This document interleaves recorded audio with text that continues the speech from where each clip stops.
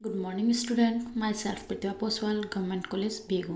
बच्चों, आज का जो टॉपिक है वो बीएससी सेकेंड ईयर के स्टूडेंट्स के लिए पेपर थर्ड का यूनिट सेकंड का टॉपिक। यूनिट फर्स्ट हमने बच्चों कंप्लीट कर ली थी, जिसमें हमने रेक्टिफायर, ट्रांजिस्टर, सेमीकंडक्टर्स पढ़े थे। आज हम पढ़ेंगे एम्पलीफायर्स के बारे में। एम्पलीफायर यानी प्रवर्धक।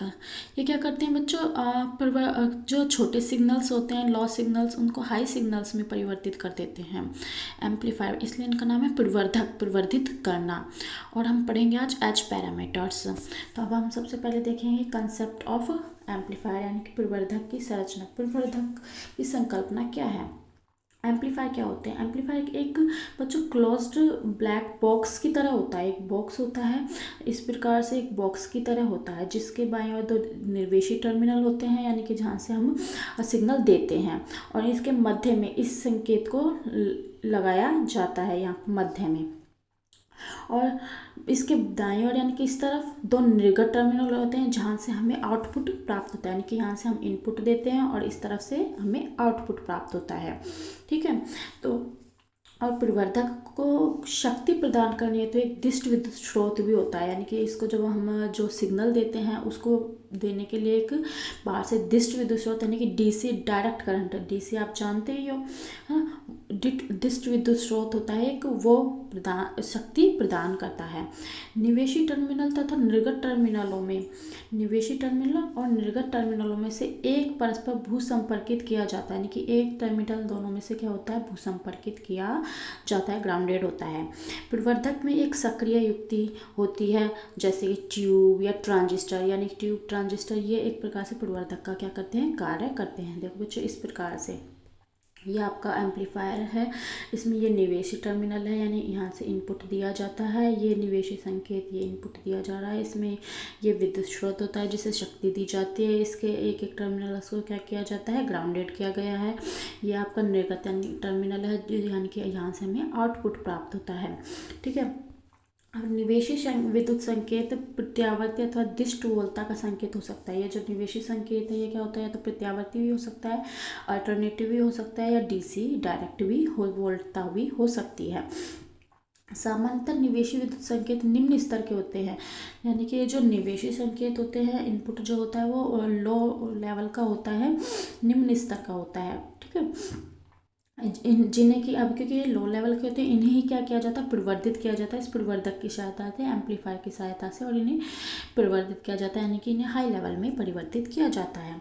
इसके द्वारा दिष्ट विद्युत स्रोत से ऊर्जा प्राप्त करके, अब कैसे करते हैं, ये जो दिष्ट विद्युत स्रोत है इससे ऊर्जा प्राप्त करके इसको प्रवर्धित किया जाता है। ऊर्जा प्राप्त करके निर्गत टर्मिनल पर, यानी कि आउटपुट पर, यहाँ पर ऊर्जा निवेशी संकेत के अनुपात में क्या हो जाती है, परिवर्तित हो जाती है। इसी निवेशी संकेत को इस विद्युत स्रोत के द्वारा प्रवर्धक क्या करता है, इसको परिवर्तित कर देता है।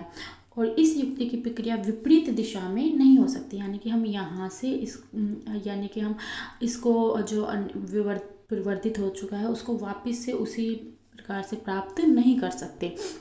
निवेशी टर्मिनल पर जो सिग्नल हमें होता है उसको इस विद्युत स्रोत की सहायता से प्रवर्धक क्या करता है, प्रवर्धित कर देता है। ये क्या होता है, एम्पलीफायर होता है, प्रवर्धक होता है। ठीक है बच्चों, अब हम देखते हैं एच पैरामीटर्स कि एच पैरामीटर्स क्या होते हैं। एच प्राचल सामान्यतः चतुर टर्मिनल या द्विद्वारक जाल के व्यवहार का अध्ययन उसके निवेशी और निर्गत टर्मिनलों को मापित राशियों के रूप में व्यक्त कुछ प्राचालों के द्वारा किया जाता है। इन्हीं प्राचालों को एच प्राचाल कहते हैं, एच पैरामीटर्स कहते हैं।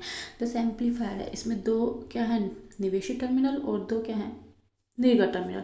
इनका अध्ययन करने के लिए कुछ अन्य राशियों का इस्तेमाल किया जाता है, यूज़ किया जाता है। इनको ही क्या बोलते हैं, एच पैरामीटर्स कहते हैं। तो हम एम्पलीफायर का आगे अध्ययन करने के लिए पहले हम एच पैरामीटर्स को समझेंगे। तो एक चतुर टर्मिनल जाल या द्विजालक जाल में चार राशियाँ होती हैं। निवेशी धारा जो इनपुट में दी जाती है वो धारा I1, निवेशी वोल्टता V1, निर्गत धारा I2 और निर्गत वोल्टता V2, ये चार राशियाँ इसमें होती हैं।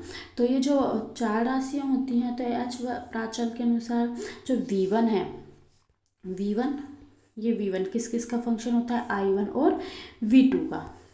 तो इनकी V1 है जो फंक्शन होता है I1 और function of I1 and V2। इसी प्रकार से I2 जो फंक्शन होता है वो किसका होता है, किस किस पर डिपेंड करता है, I1 और V2 पर। तो हम इसका अगर V1 को लिखें तो V1 इक्वल टू, हम इसको लिख सकते हैं V1 इज इक्वल टू पहले H11 I1, क्योंकि I1 का फंक्शन है, प्लस H12 V2। इसी प्रकार से I2 इज इक्वल टू हो जाएगा H21 I1 plus H22 V2, इनके इसके फंक्शन है। तो यहाँ पर जो ये H11 है, ये H11 क्या है, ये इसका अनुपात को बताता है। कैसे, देखो सबसे पहले हम देखते हैं निवेशी प्रतिबाधा, यानी कि इनपुट इम्पीडेंस, बाहर से जो हम क्या देते हैं, इनपुट देते हैं। यदि निर्गत टर्मिनल लघुपतित हो, यानी कि जो आउटपुट का टर्मिनल है वो क्या हो, लघुपतित हो, यानी शॉर्ट सर्किट हो। शॉर्ट सर्किट होगा तो V2 इक्वल टू क्या हो जाएगा, 0 हो जाएगा। तो V2 अगर 0 है तो इस समीकरण 1 में अगर हम V2 की जगह 0 पुट करेंगे तो हमारे पास क्या प्राप्त होगा, V1 बराबर H11 I1। तो यहाँ से हम जब H11 निकालेंगे तो H11 इक्वल टू क्या होगा, V1 अपॉन I1। यानी कि H11 क्या होता है, ये पहला प्राचाल है, पहला H पैरामीटर है H11, जिसको HI यानी इसको इनपुट, क्योंकि इनपुट इम्पीडेंस के लिए इसलिए इसको इनपुट HI से दर्शाएगा। तो HI इक्वल टू क्या होता है, V1 I1, V1 upon I1, और इसका मात्रक क्या होता है, ओम होता है, क्योंकि हम जानते हैं V अपॉन I किसका क्या है, प्रतिबाधा, प्रतिरोध, तो इसलिए इसका मात्रक भी क्या होता है, ओम होता है, इसलिए इसको ये निवेशी प्रतिबाधा कहलाता है। सेकंड है उत्क्रमित वोल्टता अनुपात, यानी कि reverse voltage gain. Reverse voltage gain क्या होता है, यदि निवेशी टर्मिनल खुला हुआ हो, अर्थात यानी कि जो निवेशी टर्मिनल अगर वो खुला हुआ होता है तो I1 इक्वल टू उसमें क्या होता है, 0 होता है। तो I1 इक्वल टू 0 है, तो वही समीकरण 1 में यहाँ पर हम I1 इक्वल टू 0 पुट करेंगे तो हमारे पास क्या प्राप्त होगा, V1 बराबर H12 V2। यहाँ से H12 यानी कि सेकेंड H प्राचल का मान प्राप्त होगा, वो क्या होगा, H12 इज इक्वल टू क्या होगा, V1 अपॉन V2, यानी कि 2 वोल्टताओं का अनुपात, इसलिए इसे बोला गया उत्क्रमित वोल्टता अनुपात। यानी कि H12 इज इक्वल टू है V1 अपॉन V2, यानी कि V इनपुट और V आउटपुट का अनुपात, इसलिए इसे HR से भी व्यक्त करते हैं। रिवर्स के लिए इसको R से व्यक्त किया गया है, और यह एक क्या है, विमहीन राशि है, क्योंकि दोनों ही वोल्टेज है इसलिए। तो H12 क्या होता है, V1 अपॉन V2 होता है। थर्ड अग्रधारा लाभ या लब्धि, यानी कि फॉरवर्ड करंट गेन, ये क्या होता है, यदि निर्गत टर्मिनल वही लघुपतित हो यानी शॉर्ट सर्किट हो तो V2 इक्वल टू क्या होगा, 0। तब समीकरण नंबर 2 से यहाँ पर V2 की वैल्यू क्या रखेंगे, 0, तो हमें प्राप्त होगा I2 बराबर H21 I1। तो यानी कि यहाँ से हम प्राप्त करते हैं H21 is equal to I2 upon I1। तो ये तीसरा H पैरामीटर है जो कि धाराओं का अनुपात है, इसलिए इसे कहा गया अग्रधारा लाभ या लब्धि। यानी कि H21 is equal to HF, HF क्या दर्शाता है, फॉरवर्ड को, यानी कि HF equal to I2 upon I1। ये भी क्या है, एक विमहीन राशि है। फोर्थ जो होता है वो होता है निर्गत प्रवेशीयता, यानी कि आउटपुट एडमिटेंस, यानी कि जब निवेशी टर्मिनल खुला हुआ होता है तो उस वक्त I1 इक्वल टू क्या होता है, 0 होता है, क्योंकि टर्मिनल बंद होते हैं तभी धारा प्रवाहित होती है, लेकिन अगर टर्मिनल खुला होगा तो कोई भी धारा प्रवाहित नहीं होगी, इसलिए I1 इक्वल टू क्या होगा, 0 होगा। तो ये समीकरण 2 में वही हम पुट करेंगे, I1 इक्वल टू 0, तो हमें H22 प्राप्त होगा, H22 HO बता रहा है आउटपुट को, तो HO इक्वल टू हो जाएगा I2 अपॉन V2। ये होती है प्रवेश्यता, एडमिटेंस, ठीक है। इसे निर्गत प्रवेश्यता कहते हैं, इसका मात्रक म्यो होता है। म्यो क्या होता है, ओम का व्युत्क्रम होता है, क्योंकि ओम क्या होता है, V अपॉन I, तो ये हमारा है I अपॉन V, उसका व्युत्क्रम हो गया, इसे कैसे व्यक्त करते हैं, म्यो से।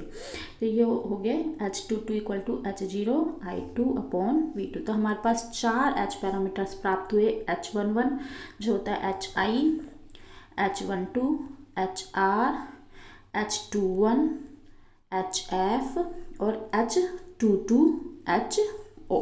तो ये 4 पैरामीटर्स H पैरामीटर्स होते हैं। तो इन 4 H पैरामीटर्स मिलकर एम्पलीफायर को जो दर्शाते हैं वो इस प्रकार से होता है, ये V1 I1, ये HI है जो कि हमारा H11 है, ये V2 और इसके साथ HR, यानी कि ये बना रहा है V1 इक्वल टू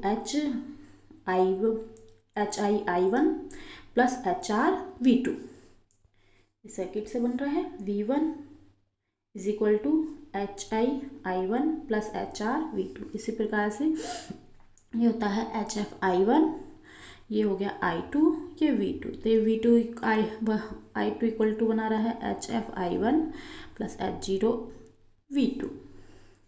तो इस प्रकार से 4 पैरामीटर्स होते हैं, H11, H12, H21 और H22 को क्रमशः HI, HR, HF और HO से व्यक्त किया जाता है। अतः इन H प्राचालों के उपयोग से जो समीकरण बनती है वो होती है V1 equal to H11I1 plus H12 V2, I2 is equal to H21I1 plus H22 V2। तो H11 को हम इस लिख सकते हैं, यानी कि V1 equal to HI(I1) plus HR V2, I2 equal to HF(I1) plus HO V2। ये 4 पैरामीटर्स हैं। अब हम देखते हैं प्रवर्धक की विभिन्न लब्धियाँ, यानी कि different gains of N amplifier. किसी एम्पलीफायर में अलग अलग जो गेन्स प्राप्त होते हैं, लब्धियाँ होती हैं, वो किस प्रकार से होती है। ये हमारा एक प्रवर्धक है जिसके इनपुट में ये निवेशी टर्मिनल हैं 2, जहाँ पर ये क्या है, वोल्टेज सोर्स है, ये क्या है, प्रतिरोध है RS, ये इसमें धारा प्रवाहित हो रही है IS। ठीक है, ये वोल्टेज निवेशी वोल्टता VI और ये निवेशी प्रतिरोध RI। यहाँ पर वही एक विद्युत स्रोत दिया गया है। ये हमारे आउटपुट टर्मिनल है, निर्गत टर्मिनल है। ठीक है, जो यहाँ पर ये भार है RL है, यह आउटपुट करंट I0 है, यह आउटपुट रेजिस्टेंस RO है और यह आउटपुट वोल्टेज V0। अब हम देखते हैं धारा लब्धि, करंट गेन कैसे प्राप्त करते हैं। तो करंट गेन इसको किस प्रकार से व्यक्त किया गया है, AI। तो प्रवर्धक की निर्गत धारा क्या है, I0। निर्गत धारा और निवेशी धारा क्या है, IS के अनुपात को क्या बोलते हैं, धारा लब्धि कहते हैं। यानी निर्गत धारा और निवेशी धारा के अनुपात को, यानी इसको किससे व्यक्त करते हैं, AI से व्यक्त करते हैं और इसका मान होता है I0/IS। इसे शीर्ष धारा अनुपात भी कहते हैं। नेक्स्ट है वोल्टता लब्धि या वोल्टेज गेन। इसको AV से व्यक्त करते हैं। V मतलब वोल्टेज और I मतलब, तो हो गया प्रवर्धक की निर्गत वोल्टता V0 और निवेशी वोल्टता VI के अनुपात को, V0 और VI के अनुपात को क्या बोलते हैं, वोल्टता लब्धि कहते हैं। तो AV से व्यक्त करते हैं, ये होता है V0/VI। नेक्स्ट है शक्ति लब्धि या पावर गेन। इसको AP से व्यक्त करते हैं। भार को दी गई शक्ति P0 और प्रवर्धक को दी गई शक्ति PI, यानी कि भार को दी गई शक्ति, ये इसको दी गई शक्ति P0 और ये प्रवर्धक को दी गई शक्ति PI के अनुपात को शक्ति लब्धि कहते हैं। तो AP इक्वल टू होता है P0/PI। अब शक्ति क्या होती है, V/I। तो शक्ति भार के लिए क्या हो जाएगा, यानी आउटपुट के लिए V0I0 और इनपुट के लिए VI/IS बराबर V0/VI और I0/IS। V0/VI AV और I0/IS AI शक्ति धारा लब्धि। तो यानी कि AP इक्वल टू होता है AV/AI, यानी कि हम बोल सकते हैं शक्ति लब्धि वोल्टता लब्धि तथा धारा लब्धि का गुणनफल होती है। जब वोल्टता लब्धि प्रमुख हो यानी प्रोमिनेंट हो तो वोल्टेज एम्पलीफायर कहलाता है, और जब धारा लब्धि प्रोमिनेंट हो तो वो क्या कहलाता है, करंट एम्पलीफायर कहलाता है। शक्ति लब्धि को डेसिबल में भी व्यक्त कर सकते हैं। अब है प्रवर्धक का निवेशी प्रतिरोध, यानी इनपुट रेजिस्टेंस ऑफ एम्पलीफायर का जो इनपुट रेजिस्टेंस है वो किस प्रकार से ज्ञात करते हैं। प्रत्येक प्रवर्धक प्रयुक्त निवेशी संकेत के लिए एक भार प्रतिरोध होता है ना। प्रत्येक प्रवर्धक के लिए क्या होता है, भार प्रतिरोध भी होता है। इसका मान प्रवर्धक में शक्ति सक्रिय युक्ति पर डिपेंड करता है। इस प्रकार से ये इनपुट टर्मिनल है, ये इनपुट वोल्टेज है, RS रेजिस्टेंस है, ये प्रवर्धक की इनपुट रेजिस्टेंस है। ये तो बाहर से सोर्स से दिया जा रहा है इसलिए इसे सोर्स से रेजिस्टेंस बोला गया, और ये प्रवर्धक का है, ये प्रवर्धक की इनपुट वोल्टेज है VI। तो प्रवर्धक पर निवेशी वोल्टता VI का मान प्रयुक्त स्रोत वोल्टता VS से कम होगा। जो ये VI का जो मान होता है ये VS से कम होता है। क्यों? क्योंकि ये जो रेजिस्टेंस है ये इसके वोल्टेज को क्या कर देते हैं, कम कर देते हैं। और यह कमी किस वजह से होती है, यह कमी RS व RI पर निर्भर करती है। तो VI इक्वल टू होता है VS RI/RS प्लस RI। तो VI इक्वल टू हो जाएगा VS RI को मन लेकर काट देंगे तो यह हमें प्राप्त होगा 1/1 प्लस RS/RI। अब यदि RI का मान यानी कि इनपुट रेजिस्टेंस का मान सोर्स रेजिस्टेंस की तुलना में बहुत अधिक हो, तो ये टर्म क्या हो जाएगी हमारी नेगलेक्ट हो जाएगी। तो यानी कि वी आई लगभग लगभग इक्वल टू क्या हो जाएगा, वी एस हो जाएगा। यानी कि सोर्स वोल्टेज और इनपुट वोल्टेज में कोई भी कमी नहीं रहेगी, दोनों बराबर रहेंगे। अर्थात स्रोत से प्रवर्धक में प्रवाहित जो धारा का मान होगा वो भी क्या होगा, नगण्य होगा। अगर होता है तो वी आई क्या होगा, वी एस के बराबर होता है। यदि आर आई बराबर क्या हो, आर एस, यदि ये दोनों आपस में क्या हो, बराबर हों, तो ये लगभग 1 हो जाएगा, यानी कि 1/2 हो जाएगा। यानी कि वी आई का मान क्या हो जाएगा, वी एस से कम हो जाएगा। तो निवेशी टर्मिनल पर वोल्टता स्रोत वोल्टेज से क्या होगी, कम होगी। और यदि प्रवर्धक की निवेशी वोल्टता वी आई हो तो आर आई इक्वल टू क्या होगा, V I upon I S. अब है प्रवर्धक का निर्गत प्रतिरोध यानी output resistance of amplifier R0। वास्तव में यह प्रवर्धक का क्या होता है, आंतरिक प्रतिरोध भी होता है। R0 जो एम्पलीफायर है उसका आंतरिक प्रतिरोध भी होता है। मानक प्रवर्धक की खुले परिपथ में वोल्टता क्या है, के वी आई है। मानकर चलते हैं कि जब परिपथ ओपन है तो उस वक्त उसकी वोल्टता क्या है, के वी आई है, जहाँ के क्या है, प्रवर्धक का नियतांक है। तो प्रवर्धक के निर्गत में भार आर एल जोड़ने पर वोल्टता क्या हो जाएगी, वी जीरो, जिसका मान के वी आई से क्या होगा, कम होगा। ये आर एल जोड़ देंगे हम। जब ये ओपन होता है यानी कि जब हम इसमें आर एल नहीं लगाते उस वक्त इसकी वोल्टेज क्या मान ली हमने, के वी आई मान ली। ठीक है, अब जब हम आर एल लगा देते हैं तो उस वक्त इसकी वोल्टेज क्या हो गई, वी जीरो हो गई। तो वी जीरो इक्वल टू क्या हो जाएगा, वी जीरो इक्वल टू हो जाएगा के V I R L upon R zero plus R L. तो के वी आई वही आर एल लेकर कॉमन लेकर काट देंगे तो हो जाएगा 1/1 plus R zero upon R L. तो हम देखते हैं आर एल को बढ़ाने पर वी जीरो का मान भी क्या हो जाता है, बढ़ता जाता है। और अधिकतम मान इसका क्या होता है, जब R0 बराबर क्या हो जाए, R0 आर एल का मान बहुत ज़्यादा हो जाए R0 की तुलना में, तो उस वक्त ये टर्म क्या हो जाएगी, नेगलेक्ट हो जाती है। तो यानी कि उस वक्त V0 बराबर क्या हो जाएगा, के वी आई हो जाएगा, जो कि इसका क्या होगा, अधिकतम मान होगा। तो उम्मीद करती हूँ बच्चों आपको एम्पलीफायर का कंसेप्ट और एच पैरामीटर समझ में आए होंगे। फिर भी बच्चों कोई प्रॉब्लम हो तो आप व्हाट्सएप के थ्रू पूछ सकते हैं। Thank you.